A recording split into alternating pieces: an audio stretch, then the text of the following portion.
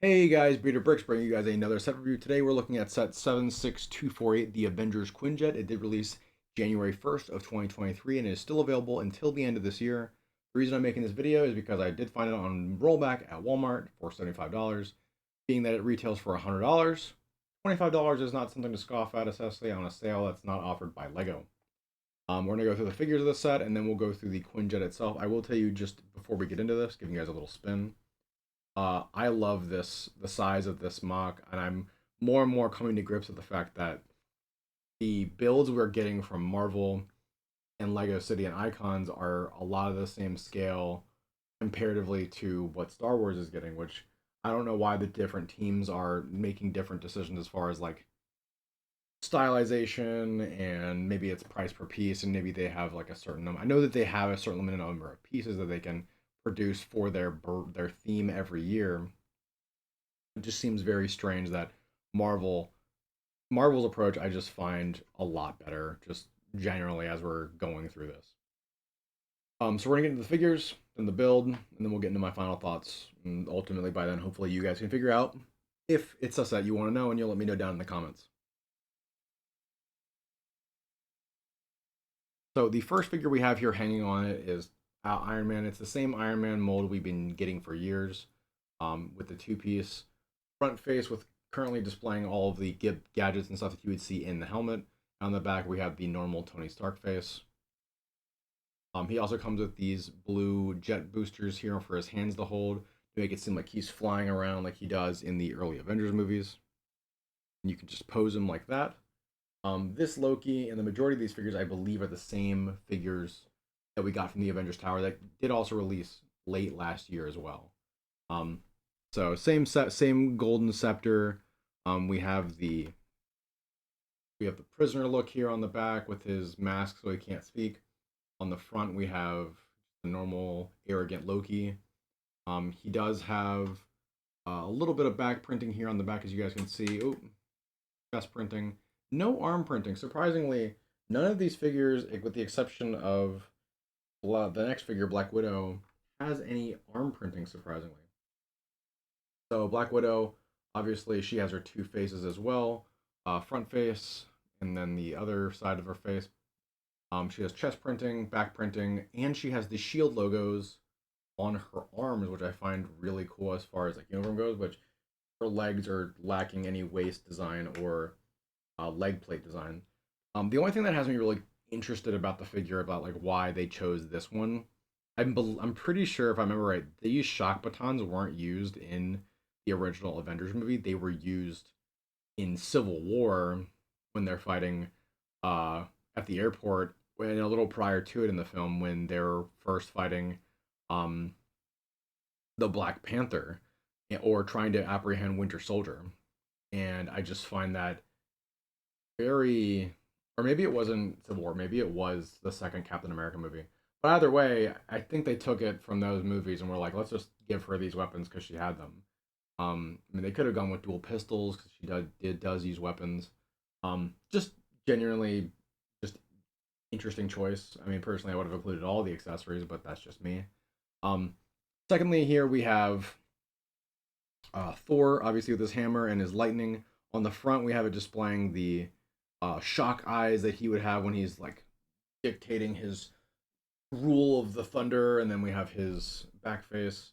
You guys can see here that he has like the normal early Avengers attire, so he looks very Gen 1 Thor. On the back, we have just his back attire and silver arms for him. And then lastly, we have the man of the hour, uh, Captain America himself with his cool World War II helmet. We have the front face, the alt face, and then we have obviously the back printing, the stars and stripes on his chest and his shield. Again, no leg printing, so it's nice to see where other themes may be lacking as far as like what they have, and when it comes to choices for like how much money they put into something, whether it's nicer or not.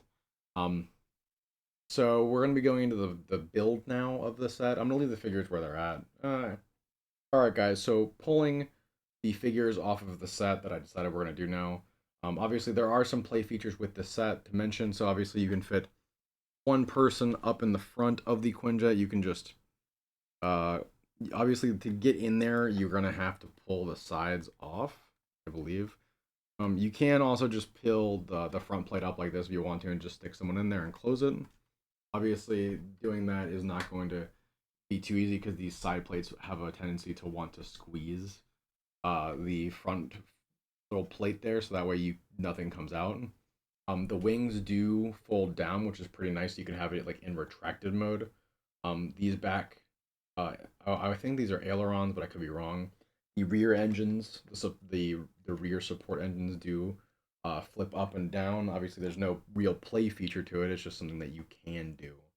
Um, and then these rear wings and these main wings don't flex or do anything like that, but genuinely pretty cool. The real play feature with this set is that the entire middle body section of the ship does just fold all the way up. This part is supposed to come with it, and I think I just had this part pushed down, but this whole, as I lift it up here, the whole front area just comes down. The engines themselves, giving you guys the underview, do rotate and move, so that's something neat if you want to count that as a feature. But you can fit 6 people inside. There is landing gear, which it's actually really cool how the landing gear works.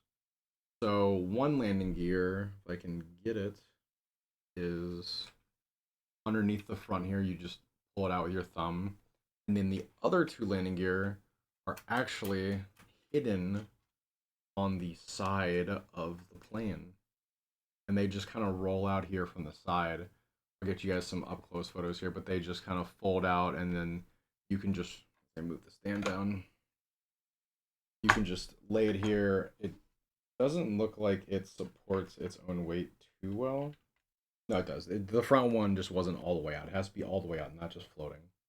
But genuinely pretty cool as far as the play feature. The rear ramp also opens. It doesn't open as sharp as I would have wanted. I would have wanted the wheels a little lower or spread out wider, so that way the ramp would be more of like this compared to the height of the set. But obviously, if they did that, the set might not look as good or sit right.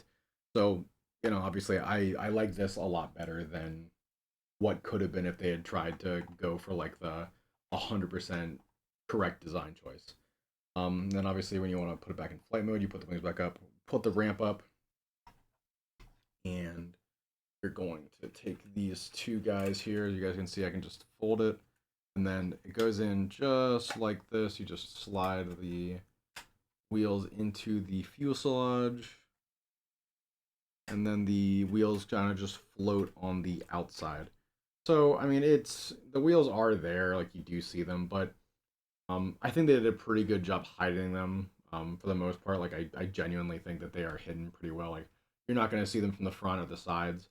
Now, the one thing I will say that makes this set arguably one of the best Avenger sets that I've had in my collection so far is that, unlike other Lego themes, with Star Wars and from what I've seen with other stuff, you don't get a stand unless you're paying a lot of money. I know the Millennium Falcon, I think, comes with landing gear that can sort of support it, but to get this $100 set with a stand, normally you'd have to buy it from like the aftermarket from like Bricklink or somewhere else. But honestly, the fact that this can just come with its own stand that's might be 60 pieces at that $100 price point is a steal. For $75, I think it's an amazing deal. I really wish that Lego Star Wars would take this inspiration for all of their sets, because even if like the fighters came with like the Star Destroyer, the Star Destroyer that came out the micro build last year or 2 years ago has a stand that came with it, and all the new ships do as well. If all of their ships came with that little stand, it doesn't need a plaque, but just give us a stand for those ships at varying different heights, and I think that'd be really cool. Or just sell a pack on the website and in the store that comes with different stands for just like any 2x2 plate, and you can just put it on the bottom of any ship you own, and that would be great. And just sell the pieces at like 4.99 or 7.99, and I think tons of people would buy that. I think it'd be a great idea. You could use it for ships, trains, planes. You could use it for anything you want to display. Um, I think that'd be just like a really cool thing that Lego could offer the fans, and I know that they would buy it because I would buy that. Um, I'd buy like 4 or 5 of them at a time.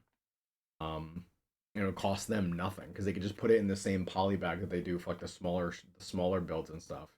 Um, but yeah, overall the build is, like I said, it is so good. I can't describe how good the size looks. The only thing that would have made this better is if we got a plaque, um, you know, with like the quote "Avengers Assemble" or something else. The only notable person that's not in this set that I feel like should have been here is Hulk. But maybe it's because Hulk is a larger figure, and they can only put a figure like that in a price point that's comparable. But I know the Hulk just got released in the August wave, um, in the Civil War like battle scene. So I know that I think that's like 75 or $100. But you don't get anything large like this. You get a car and some other smaller things. But I honestly think this set is well worth the money in every way. Like, I thought the Hall of Armor was a good deal because you get tons of variants of Iron Man that you can only get in that set. But this is cool just because you get a large QuinJet. It would make me want to expand my Avengers Tower just so this could fit, but because it comes with a small one. Um, but this is one of those sets where it's like a Republic gunship from Star Wars almost. Like you could build a round landing pad or a square landing pad out of silver and blue bricks and just put it on it and be like, "This is the Avengers Tower landing pad, and I have this Quinjet sitting on it." And it would just make a great display set. It would have been cool to see like, you know, maybe a figure that like we couldn't have got anywhere else. So maybe like Nick Fury, um, or just any other like Shield agent would be a nice addition to this set. But honestly, like I said, for $100 you get a stand, a nice ship, and a very good core set of Avengers and one villain. I think that's really cool. I think that's a deal that you're not going to see for a while, which is why I really urge you guys to go pick this set up while you can. Um, like I said, $75 at Walmart. I mean, you're doing yourself a disservice not by checking, but ultimately, I would love to hear what you guys have to say down in the comments. Don't forget to like, subscribe, hit the notification bell so you guys can see all my future notifications. And as always, I've been Bearded Bricks, and I will see you guys in the next one.